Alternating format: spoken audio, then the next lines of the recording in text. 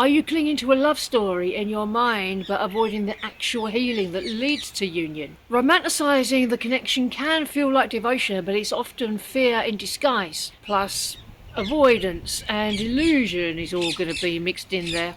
Your heart might be aching, but nothing's changing, so you may be stuck in a fantasy. So are you in love with the idea of them more than a real connection? Focusing on imagined conversations, future scenarios, or dreamlike moments more than present healing? Once again, these things are just distractions. Maybe they have some good entertainment value, but they're not going to bring you your union. The more you focus on yourself and your own healing, the better for you, the better for your union, the better for you coming together. How often are you in your heart versus your head? Because this is not a thinking journey, it's a feeling journey. If you keep escaping off into your mind, the world of words, you must remember to drop back into your heart, because it's your heart that's going to bring you your twin flame. It's going to attract them, not your mind, not the scenarios, not the replaying of dreams or anything like that. Are you mistaking spiritual science for confirmation instead of inner work? Chasing angel numbers, readings or dreams while ignoring what your heart is asking you to heal is just going to keep you stuck with all signs and dreams. The actual sign itself is less important than the feeling within that they're pointing to. All signs are going to be nudging you inward rather than into some sort of fantasy.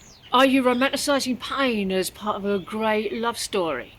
Thinking that suffering makes it more destined or intense is not actually true, it just creates martyrs. What would change if you stopped glorifying the struggle? Do you think that the pain gives it meaning?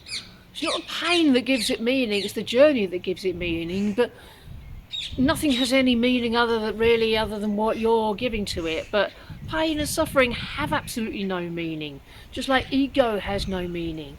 Don't try and understand it, because by understanding it you're implying that there's something to appreciate, and there's no appreciation at all in ego or suffering whatsoever. Are you scripting a love story in your head to try and escape the current reality? If your imagination is giving you comfort instead of what will actually give you real solutions, please don't avoid the necessary action of self-reflection and inner work. Is there a part of your life that feels too boring or painful to truly face? Because you have to go to all the places you don't want to go to, all the most uncomfortable places, all the places that we want to stuff down and ignore. Those are the places you've got to go to. You can't leave any out. On this journey, no stone is going to be left unturned. Are you idealizing your twin flame as perfect or spiritually superior? Do you see them as above healing or exempt from their own responsibility? Do you use it as an excuse to put up with bad behaviour, or be taken from, or have energy leached off you? Look at how this is pointing to areas where you might be giving away your power. Are you ignoring red flags because you believe in destiny? That's no reason to do that. Yeah, your union is destined, but it can be massively delayed if you don't do the healing. Please don't overlook disrespect or dishonesty in the name of spiritual love, because that's not what it is, not at all. What would true self-respect look like here for you? It would certainly include not putting up with bad behaviour. What you allow will continue.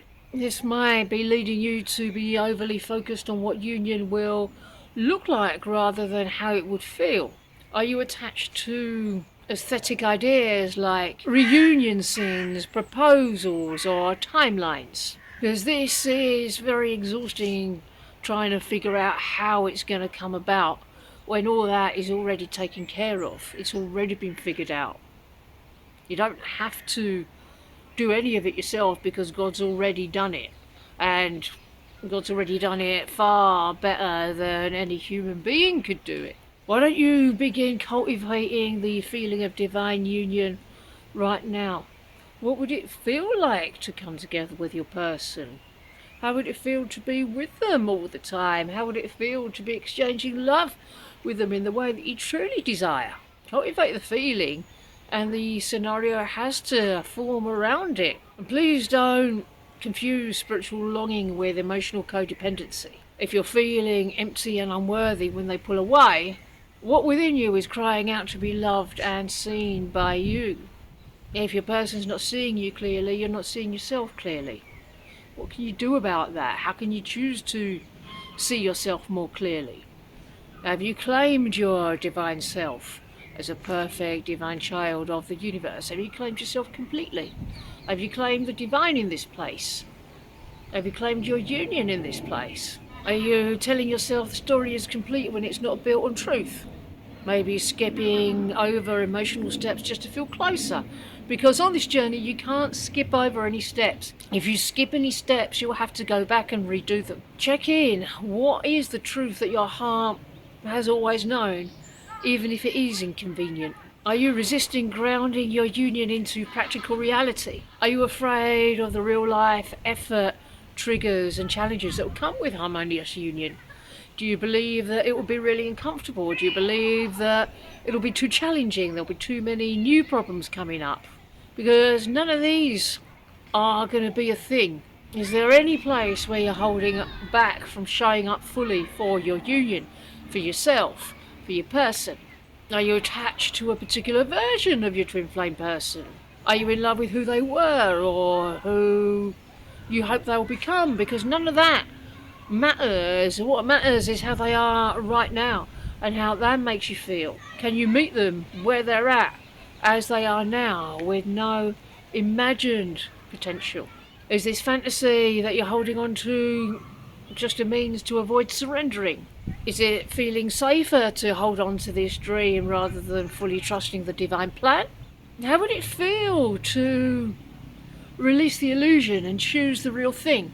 Divine love isn't a dream. It's a reality that you build through healing and choice. If you're ready to let go of illusions and walk the real path to union, these videos here will help you ground your union, surrender fantasy, and align with your true harmonious union.